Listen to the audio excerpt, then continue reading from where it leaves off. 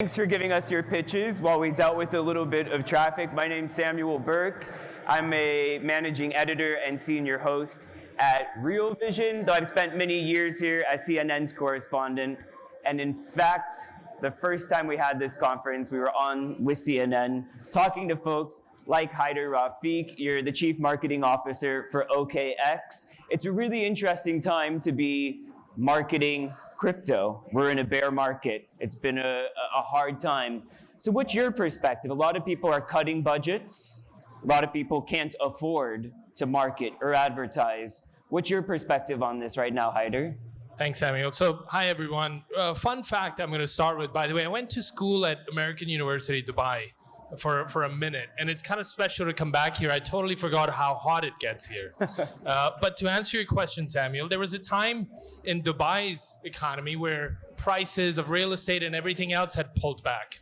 But arguably, that was the best time to invest and lean into Dubai. And now you look at the real estate market, it's booming. So the natural human behavior in any markets, whether it's bonds, equities, crypto, you look at any markets, people tend to flock and overinvest in hyper bull runs, so to speak. And that's actually counterintuitive to how you should act as an investor. Now, as a trader, I think as long as there's volatility in the market, you should have a play, you should have a position.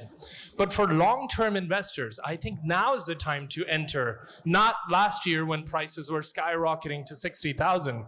And of course, when that happens, people get FOMO, feeling of missing out, and there's a tendency for reckless investment behavior.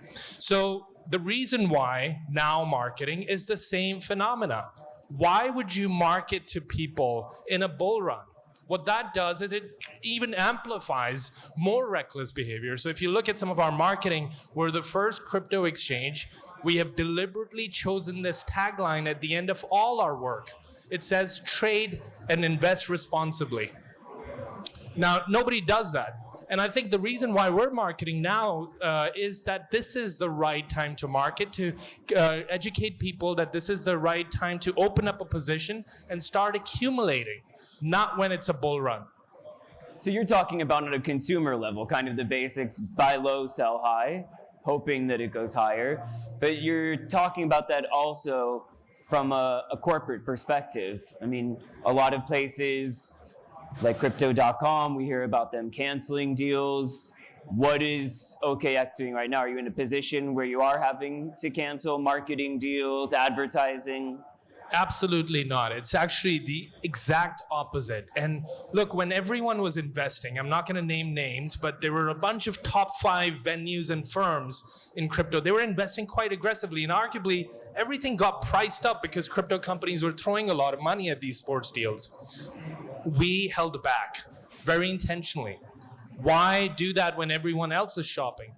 Our theory was we should save our dry powder, let the markets pull back, let everyone else run out of budget, and that's when we should go strong.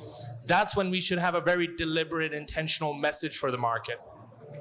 And I'm curious, what markets do you think are best positioned right now to create the next generation of crypto platforms? So, when I look at engineering velocity, if you look back at the last 10, 20 years, 2 decades, you see a lot of innovation in tech come from Western markets, mainly Silicon Valley.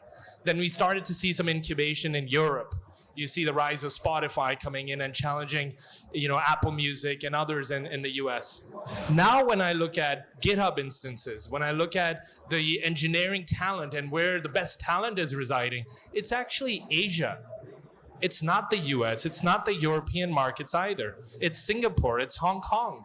And so, if I use a venue that's licensed in the US, and regulations are quite strict, almost not common sense regulations in the United States, you'll notice that the utility on those platforms is very limited. Again, I don't want to name the venues, but you guys probably know what those top brand names are. So you use that, and then you come to venues that were incubated and founded in Asia. There is just so much more utility within a centralized experience and within a DeFi experience. It's not just about buy, sell, trade anymore. It's about staking. It's about decentralized applications. It's about NFT marketplaces. It's about a decentralized exchange, a DEX aggregator. So that's the next generation of innovation. And Samuel, I think you and I spoke about the fact that I believe that the next 5-10 years of innovation is coming out of Asia. It's not coming out of Europe and the Americas. And I'm just curious, we talked yesterday about so many companies that are based in Asia because of the strict COVID restrictions, and I'm not just talking about China, I'm talking about all down the east side of Asia. A lot of them have set up shop here temporarily, and I don't know how many will go back. And a lot of places have found this climate. They like the heat, but also the economic climate, the ability to travel east and west from here. Do you think a lot of companies will keep their footprint here and maybe not as many go back to Asia? If you're referencing Dubai, I think it's a very special use case. Dubai is very interesting because I'm seeing a lot of teams, including ourselves. We opened up an office in Dubai. We have ambitions to scale up to Abu Dhabi, work more closely with the governments.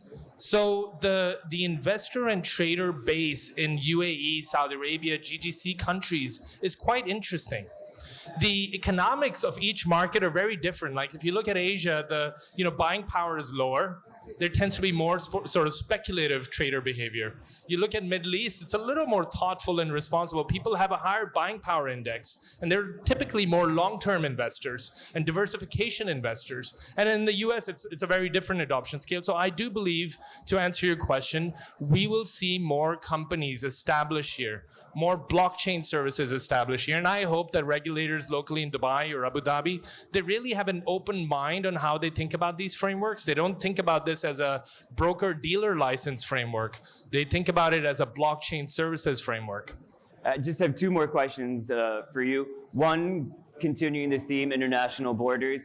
OKX had taken some criticism for continuing to operate in Russia or with Russian clients. Now, actually, in the past week, your site hasn't been operational there, according to reports, because of the Russian government. What's the status there, and what do you think will happen?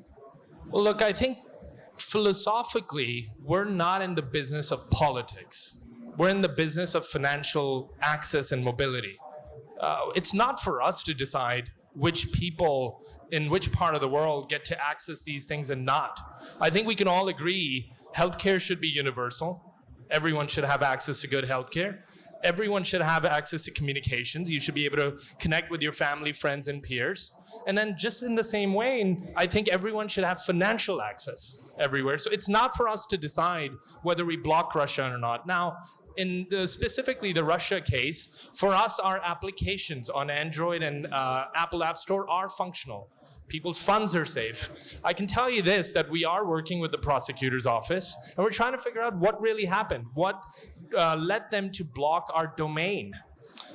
We haven't received any notice, but what I can tell you is this week our legal teams, our compliance teams are working with the local Russian authorities to try and figure out. We always try and work with the local governments. We take a very common sense approach, and we will continue to service customers in Russia. There's no sort of appetite for us to block them.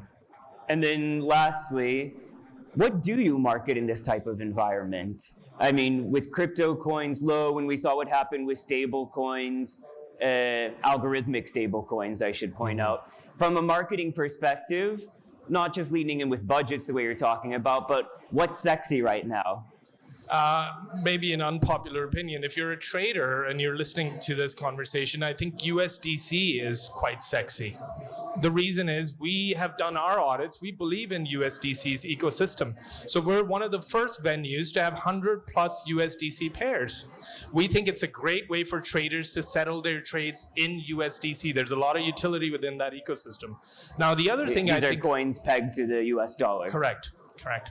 And we believe it's the most reliable network in light of what happened with Luna and what have you. It's not over leveraged, so on and so forth.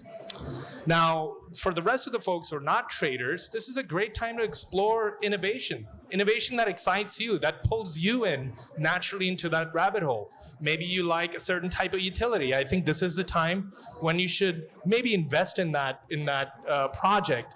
Lean in, learn a little more because the prices are low. And it's a matter of time where we are likely to see another bull run in Bitcoin. probably correlated to Bitcoin halving. Perfect. Haider Rafique, glad you could make it here, Chief Marketing Officer over at OKX. Thank you very much. I appreciate it. Thank you, Samuel. Thanks, everyone.